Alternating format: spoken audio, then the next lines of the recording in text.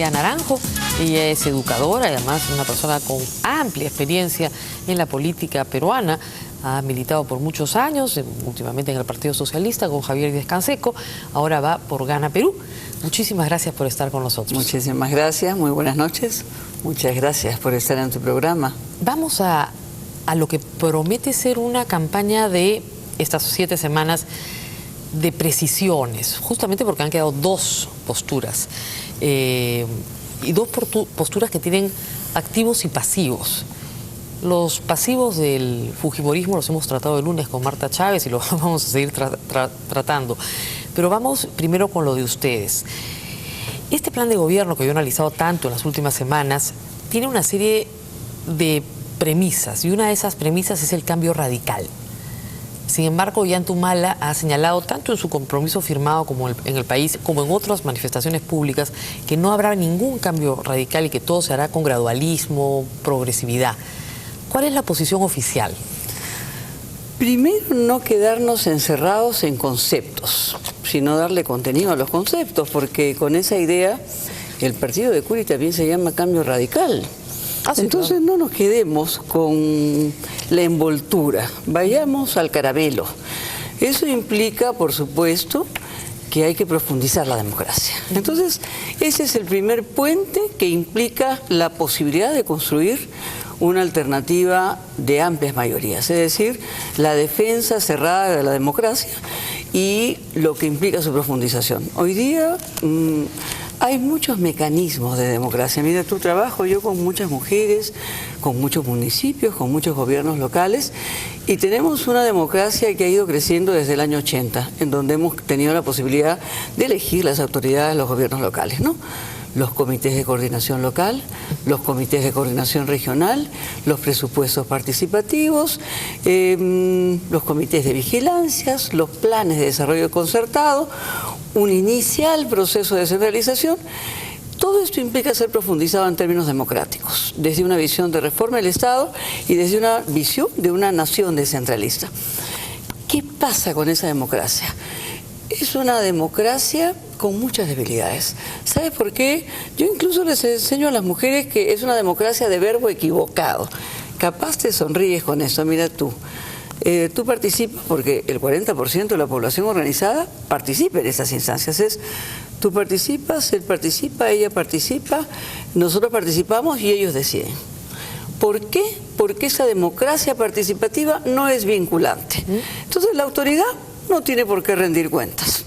El presupuesto municipal no se termina de ejecutar y sin embargo la población tiene grandes demandas, proyectos que presenta, iniciativas que presenta y entonces van a la fase convocatoria, a la fase de capacitación, a la fase de proyectos, a la fase del SNIF, a la fase de prioridades y luego la autoridad resuelve. Puede ser. La pregunta es importante para nosotros. La pregunta era muy concreta. ¿Va a haber, pero esto es bien concreto. ¿Cambio progresivo o cambio radical? Pero ¿por qué nos quedamos otra vez con la envoltura? Porque son las palabras que usan ustedes. Bueno, las podemos cambiar y darles contenido, ¿no es cierto? Eso implica profundización de la democracia. Todos los cambios son graduales, todos los cambios son graduales y eso es lo fundamental. Pero lo más fundamental de todo es que nos querramos entender. Sí, yo la verdad que entender, ¿no es cierto? Entonces el cambio radical queda descartado y vamos a cambios graduales, eso es lo que nos quiere decir. Vamos a cambios profundos. Profundos pero graduales. Por supuesto, todo tiene una gradualidad. Tiene una gradualidad. Cambios constitucionales. Sí. Uno de los asuntos más complejos en esta elección es el respeto a la Constitución. Por supuesto que sí. Sin embargo, el punto central en el plan, y lo dice en muchas páginas y lo dice reiteradamente, es el cambio de la Constitución actual. Específicamente en el capítulo económico. De eso se trata. No se puede hacer esto, dicen, en el marco de la Constitución actual. No se puede desarrollar la economía nacional de mercado sin cambiar el marco de la Constitución. El 70% de los electores ha votado por el actual sistema de crecimiento, que no es el modelo de ustedes, porque el 30% ha votado por ustedes y el 70% no. Entonces, ¿qué cambios están dispuestos a hacer en esos puntos? Pero primero, no sé qué tipo de lectura tienes. Quizás es nuevamente ver la envoltura de la palabra y no ver el fondo y la naturaleza. Las encuestas de las más prestigiosas encuestadoras, porque son un instrumento efectivamente de la democracia, de la información pública, de la transparencia, me parecen importantes. Nos dice que 30% quiere cambio radical del modelo. Por eso, pues. Y 34% un cambio del modelo. Bueno, puede ser un cambio, ¿no? Pero un cambio radical, esos son los 30 que han votado por ustedes. Digamos, pero el 70 no quiere un cambio radical. 70. Bueno, pero quiere un cambio. Bueno, todos queremos un cambio, todos queremos mejoría. Por eso, entonces... Pero un cambio puede ser no tener agua y pasar a tenerla, ¿no?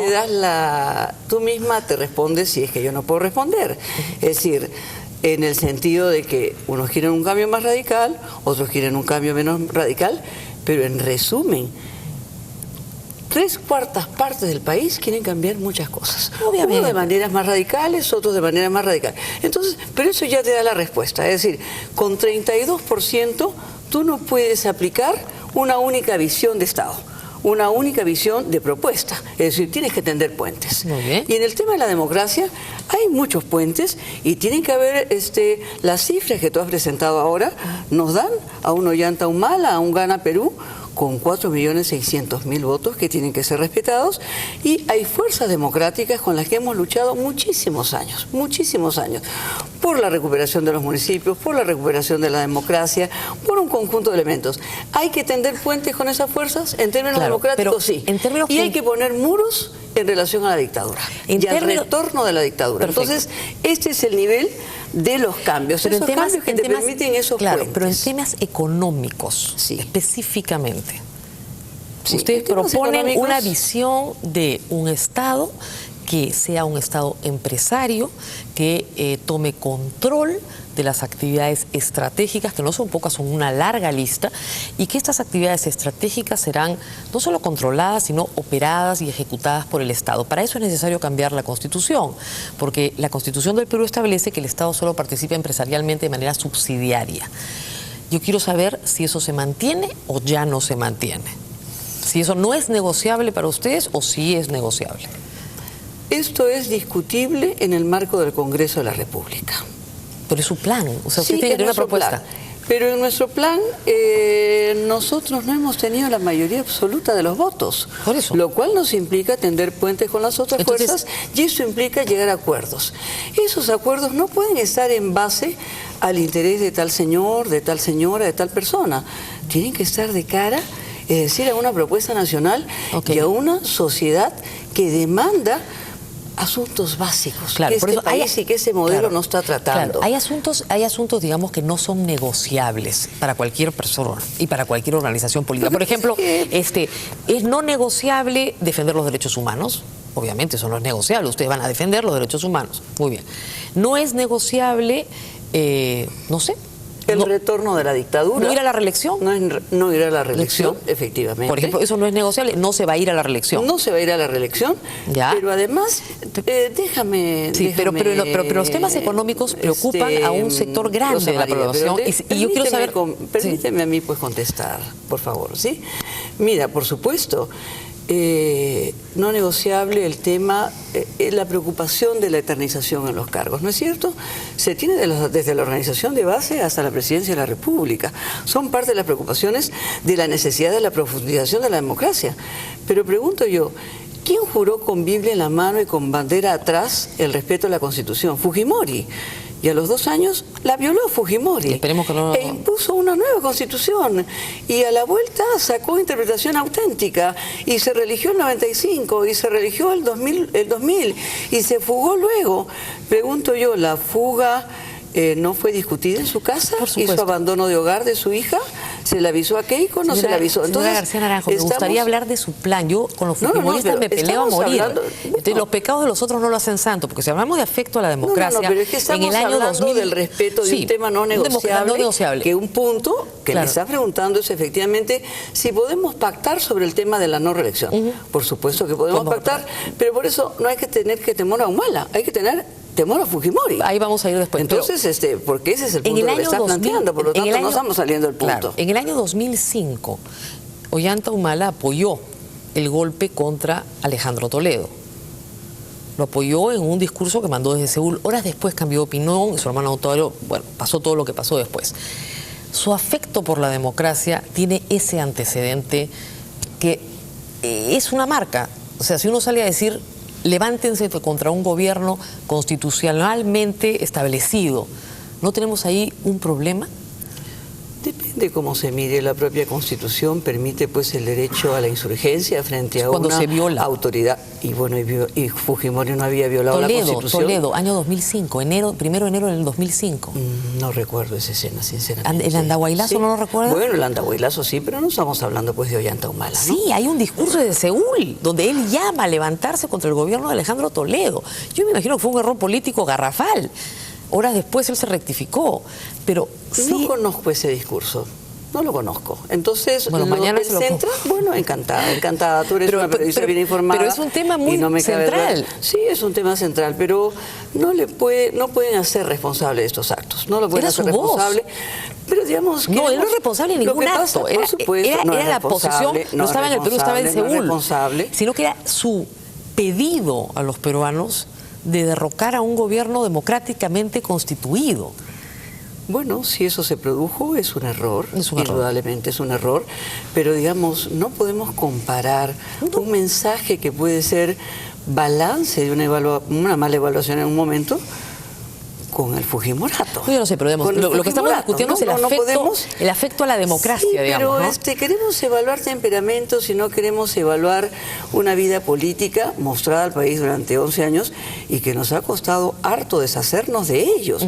En el sentido de, hoy día tenemos, como bien ha rectificado, y sabes tú, Ronald Gamarra, Careta, sacó la información de cuántos son los presos del fujimorismo. El Ejecutivo, el Legislativo, el Judicial, las Fuerzas Armadas en su conjunto, ¿no? En términos de la representación. Son 207, ha dicho. Y efectivamente. Hizo un cálculo conservador. O sea, se quedan cortas las páginas de Careta frente a lo que es esa situación. Ahora bien. Entonces no podemos comparar eso. Son dimensiones muy diferentes. Yo lo sé. Pero digamos, de todas maneras hay ese antecedente, algún día se lo voy a preguntar aquí a Ollanta Humala. Ahora bien, entonces, en el tema de propiedad del Estado y empresas estratégicas es un asunto que ustedes dejarán al Congreso. Eso es lo que me está diciendo como respuesta. Por supuesto que sí. Y se retira del plan de gobierno.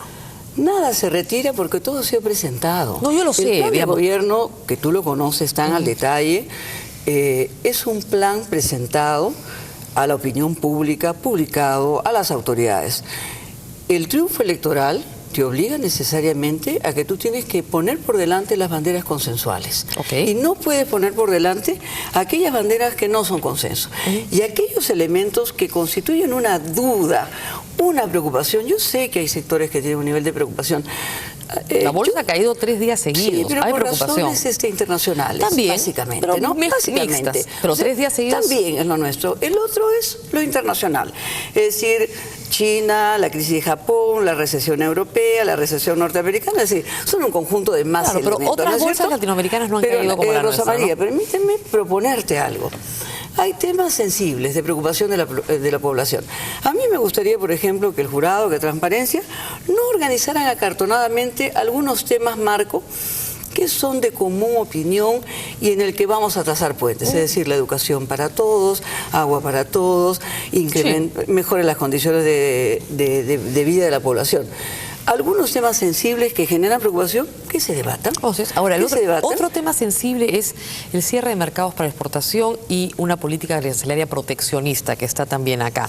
Es decir... Como la tiene Estados Unidos, la política de como la tiene Europa. No también, lo sé, ¿no? Pero el punto es que sí lo sé. Es una política de sustitución de importaciones a los 70. Plan, tú sabes perfectamente porque lo conoces y puedes mirar la página, ¿no?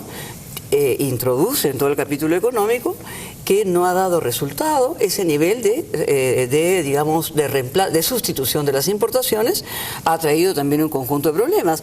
Pero cuando se habla de una economía nacional de mercado, se plantea efectivamente priorizar lo que es también un mercado nacional.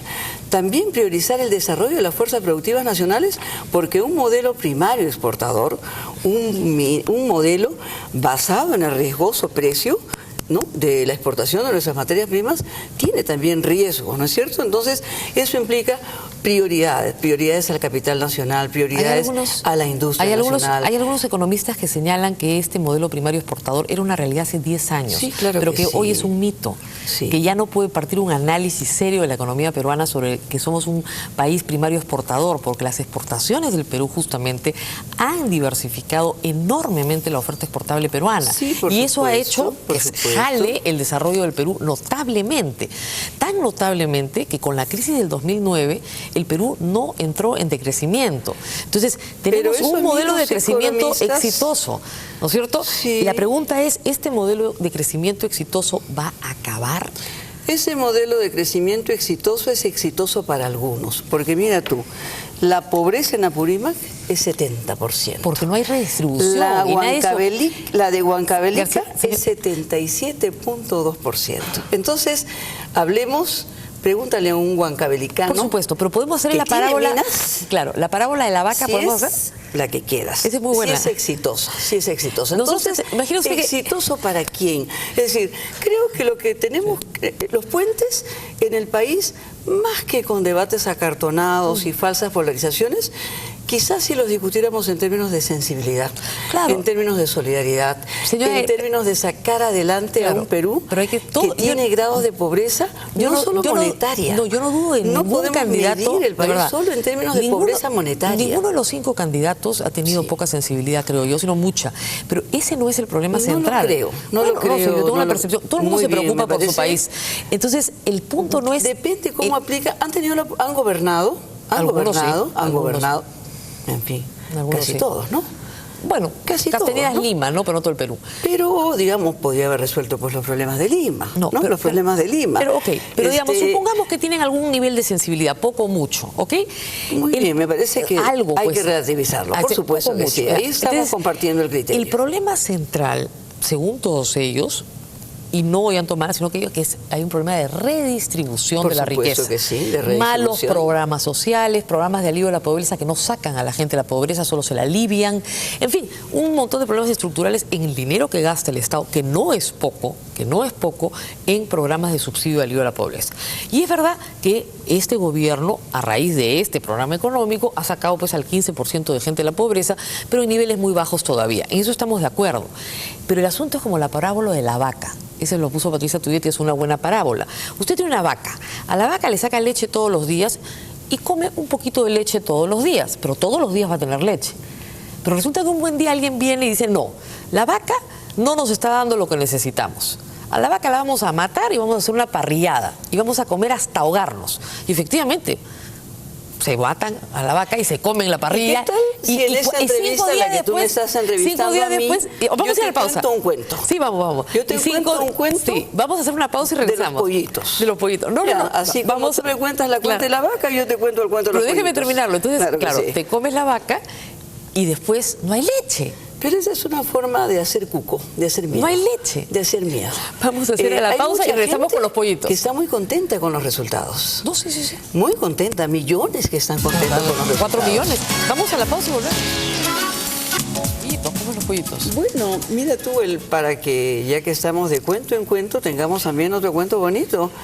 Me lo enseñaron también mis profesores de la Católica y gente muy responsable. Es decir, tú te comes un pollo entero. Y yo te miro. Para las estadísticas, 2 personas se comieron un pollo.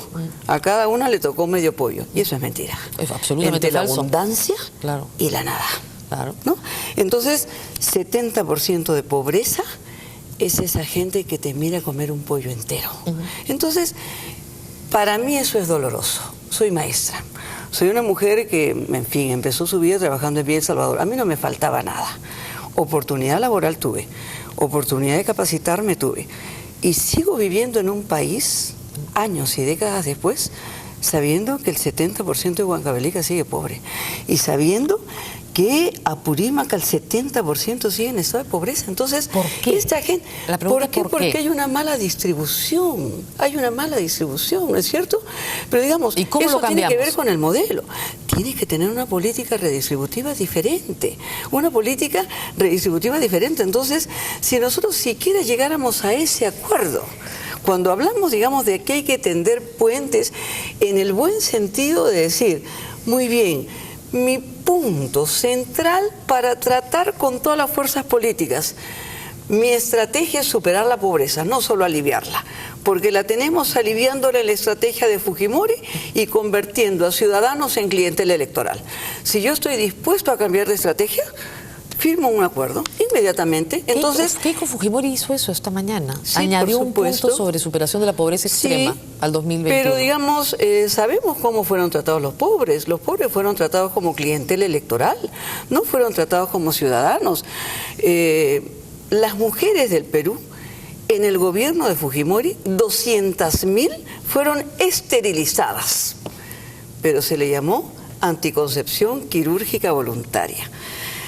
Los ministros responsables no pudieron ser procesados todavía porque a Fujimori se le extradita de Chile con 7 juicios y no se incluye en eso. Entonces, ¿qué me puede decir el fujimorismo de lo que ha sido la atención? Yo trabajo con el vaso de leche desde que se inició. Desde el primer día que el programa se puso, efectivamente me vinculé a los núcleos del rescate del planeta. Ahí aprendí a convivir de diferente manera. Y ¿sabes qué? Hoy día no resuelve nada. No resuelve nada. El vaso de Entonces, leche no resuelve nada. No resuelve nada. Tiene toda la razón. Porque Estamos de tenemos un acuerdo Estado. profundamente. Sí, pero las mujeres del vaso de leche también están inconformes con el programa del vaso de leche. No te creas que están conformes. La ración que se les asigna ni siquiera cumple las kilocalorías que tendría que cumplir la ley para satisfacer estado nutricional. Entonces, es una responsabilidad del Estado, no de ellas. El Entonces, diagnóstico es claro. no, es que eso no es un diagnóstico, es una propuesta de política social diferente, con una estrategia frente a la pobreza pero diferente. Lo que no entiendo es para qué. Pero lo que no entiendo es para qué el Estado tiene que ser propietario de empresas, ¿no es cierto? Pero te digo, ¿para qué te pregunto, el Estado tiene que controlar ¿Chile precios? ¿No es dueño del cobre? Porque los militares lo impusieron, pues. Porque y los civiles de la Concertación no pudieron porque fue parte de la negociación con los militares. Hubo una dictadura porque entendieron militar. que también era una posibilidad. Están a punto de venderlo. Era una posibilidad. Ahora lo quieren vender, porque ya llegó la derecha. Brasil tiene serios problemas de corrupción en sus empresas públicas. Bueno, serísimos pero digamos, problemas de corrupción. ese es otro tema, ¿no es cierto? No es que no tenga derecho a tener empresa el Estado, ¿no es cierto? Derecho a todos Son tienen. Temas en el Perú de otro tipo. En el Perú se asumió que no podíamos asumir el riesgo de las pérdidas de las empresas públicas socialmente. No ¿Qué es lo que hemos tenemos tenido que asumir? nosotros en el Perú 15% de corrupción en el manejo de la política estatal. Claro, pero según el plan, la nueva Constitución terminará la corrupción. Eso dice. Bueno, esa es la visión que tenemos. No, ya sé, pues. Para nosotros se llama la visión la alienación de la norma, ¿no? No, es la voluntad. Digamos, cuando desde la primera autoridad del Estado tenemos una imagen corrupta y ministros corruptos y ministros faenones que han sido castigados. Yo lo sé. Han sido castigados los ministros de la ministra de Bagua y han sido castigados los ministros de los faenones. ¿La nueva Constitución terminará la corrupción? Eso es imposible. La corrupción termina en las prácticas de las personas. María, la Constitución no puede decir nada. Pues. Sí, pero digamos, la Constitución y las normas y el Estado de Derecho efectivamente tiene que meter preso a los corruptos. No lo sé, pero no puede terminar eso implica un poder judicial. Pero la justificación de la nueva Constitución es la justificación de una nueva Constitución es para terminar la corrupción. Es que, digamos, el tema de las necesidades de modificaciones constitucionales abarcan un montón de temas. Es decir, el tema constitucional estamos hablando lo ha tratado Paniagua. Lo ha tratado Paniagua. Hace 11 años. Sí, y después de Paniagua lo ha planteado García en su mensaje a la Nación cuando asume el mando. Pero no en el capítulo económico. Jorge del Castillo pero y después San Primo. Pero nadie en el capítulo porque económico. Porque se comen el pollo. No. Porque se comen el pollo. Porque usted quiere matar la vaca. No. Y hacer parrillada y después no tenemos leche. No, porque esa es una forma de ponerle miedo a la población. Yo pregunto, ¿cómo es que son tan ricos? Yo, por ejemplo, mira tú, soy empleada de una institución privada, trabajo hace años y mi plata no llega a fin de mes. ¿Cómo? Conocí a Alan García de muy joven, de chiquillo. Lo hemos visto de estudiante, así como yo he sido estudiante universitaria, iba con su mismo saco todos los días y con sus zapatos rotos. ¿Cómo se hizo tan rico? Yo también me pregunto lo mismo. ¿Cómo se hizo? Yo quisiera saber, cómo llega la plata sola. Cuando usted averigüe me avisa. Por eso, pero porque la plata llega sola. Lo que te quiero decir, porque tú eres una mujer harto inteligente, si usted me averigua, informada, yo encantada, te preparas cada día para cada actividad. Tú tienes efectivamente un sistema de corrupción, un sistema de corrupción que no permite avanzar este país. Claro, eso hay que corregirlo, pero no hay que corregirlo. Pero no se hay que necesita una corregirlo. nueva constitución para se eso. necesitan, digamos... Se necesita gente honesta. Yo creo que en el se poder. quiere poner el cuco de que no haya ningún cambio para que todo siga igual. No, y entonces pero, hay necesidades de cambios. Pero no y del esas capítulo necesidades, económico. esas necesidades, sí, porque hay quien se come todo el pollo. Y no es cierto que nos querramos comer la vaca. Porque Completita, ¿sabes qué? parrillada. Mira tú, no, los pobres no comen parrillada, da la casualidad. Que tienen que hacer parrilladas para recaudar fondos. Yo sé, Mira pues, tú. y ya no va a haber leche. Entonces, no. Te comes a la vaca y ya no hay leche. No, esa no es la situación. Yo Espero creo que que la no. situación, tú sabes que no. Espero. Tú sabes Tengo la que no. esperanza. Tú que no. sabes que en ese escenario estamos en una situación en donde tenemos que enfrentar el retorno a la corrupción, el retorno a la violación de los derechos pero me humanos, parece que el podrían retorno a la hacer un violación de esfuerzo la en las próximas democracia. 7 semanas de ser un poquito más concretos. Yo creo que En los compromisos que los asumen, un compromisos poquito son más bien concretos. concretos, están, digamos, No tú son sabes nada perfectamente que nadie ha leído los 200 páginas. Es decir, cuando digo nadie, un núcleo, ¿no Un es grupo cierto? así es. De interés, que igual es muy importante porque es el líder de opinión también. Hay propuestas muy concretas, ¿no? Pero esta propuesta de verdad asusta. Tiene que ver, la cerramos entonces, no sigas mostrando lo que asusta. ¿Qué te parece? Yo encantada. Ustedes me dicen que yo lo guarde y nunca más lo saco y ustedes también lo guardan y nunca más lo entonces, sacan. tú si quieres lo guardas. Ya, y ustedes nunca más lo porque nosotros tenemos 32%. Tenemos la primera bancada parlamentaria, que no es la mayoría del Congreso. Entonces, ¿cuál es el miedo? ¿Cuál es el miedo? Si hay que discutir y concertar con sectores de Toledo, con sectores de Castañeda, con sectores que votaron por Pablo Kuczynski. ¿Los consideramos que no son sectores democráticos? No, muy democráticos. Muy democráticos. ¿Tú crees que esos sectores van a permitir, digamos, transgredir lo que no quieren que se transgreda? No, seguramente no. Esto implicará un debate nacional, una discusión. Pero es una voluntad importante de ustedes, hacerlo. pero una voluntad de ustedes de llegar a un consenso. Por supuesto, una voluntad de tender puentes hay, por supuesto que sí. Y creo que tenemos que quedar con una visión más asertiva de lo que queremos. Yo creo que estos 4.600.000 votos son un voto de confianza. Y estas reuniones que se han venido produciendo no buscan, digamos, acuerdos entre cúpulas, ¿no es cierto? Buscan acuerdos entre contenidos. Entre ideas, así es. Acá lo que tratan es defender ideas. ¿No?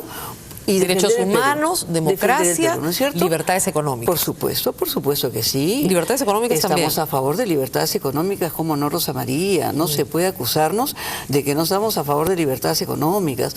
Son puntos fundamentales. O sea, la libertad es un asunto integral, así como los derechos son integrales, Así o sea, es. no se dividen por pedacitos. Entonces, creo que se nos tiene que otorgar un voto de confianza. No hemos gobernado. Votar por Humala implica darle al Perú una oportunidad que yo creo que implica inclusión social, que implica mecanismos de solidaridad, que implica saltar hacia adelante trazando puentes, trazando consensos, trazando agendas comunes. Esperemos creo que eso es importante. pronto veamos asuntos un poquito más concretos. Encantada, ¿Ya? encantada. Muy bien, muchísimas gracias y nosotros vamos a una pausa y volvemos.